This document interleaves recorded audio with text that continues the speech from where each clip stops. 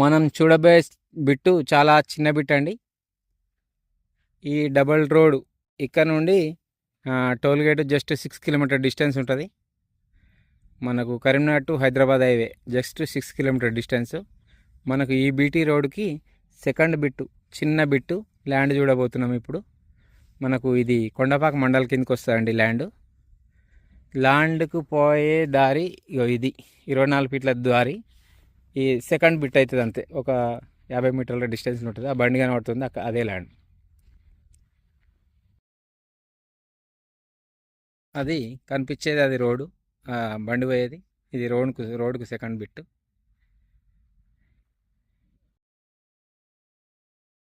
తొమ్మిది గుంటల సైట్ వచ్చిందండి మనకు.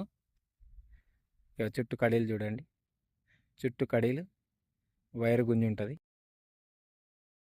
బిట్టు మంచి స్క్వేర్, 4 మూలలు కరెక్ట్ ఉంటుంది.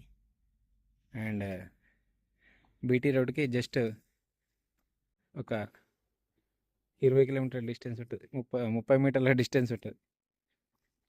వెస్ట్ ఫేసింగ్లో ఉంటుంది ల్యాండ్. చుట్టూ కడీలు వైర్తో ఉంటుంది. 24 ఫీట్ల రోడ్ ఉంది దీనికి.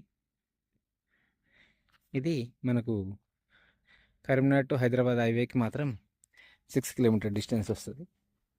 వెస్ట్ ఫేసింగ్లో ఉంటుంది ల్యాండ్.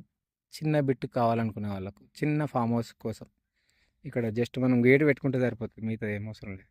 చుట్టూ ఫెన్సింగ్ ఉన్నది. కరెంట్ కనెక్షన్ కూడా ఆ పక్కన ఉన్నది చూడండి, అక్కడికి వెళ్ళి వైర్ గుంజుకోవచ్చు. ఆ పోలు కూడా బయటనే ఉంటాయి, అవన్నీ లోపల ఏం లేవు. మనకు ఇది కొండపాక మండలి కిందకి వస్తుందండి.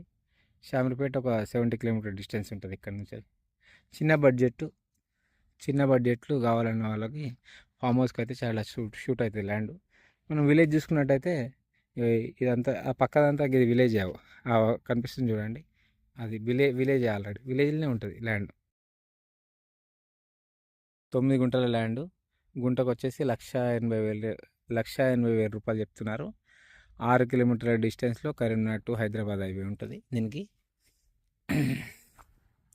మనకు రెడ్ సాయిల్తో కూడుకున్న సైట్ అండి, ఎర్ర నేల. అండ్ చుట్టూ కడీలు ఉంటాయి. ఫేసింగ్ కూడా చాలా బాగుంటుంది. ఫేసింగ్ 35 గజాలు ఉంటుంది. ఇది బిట్టు, చిన్న బిట్టు. 9 గుంటల ల్యాండ్, 1,80,000 గుంట.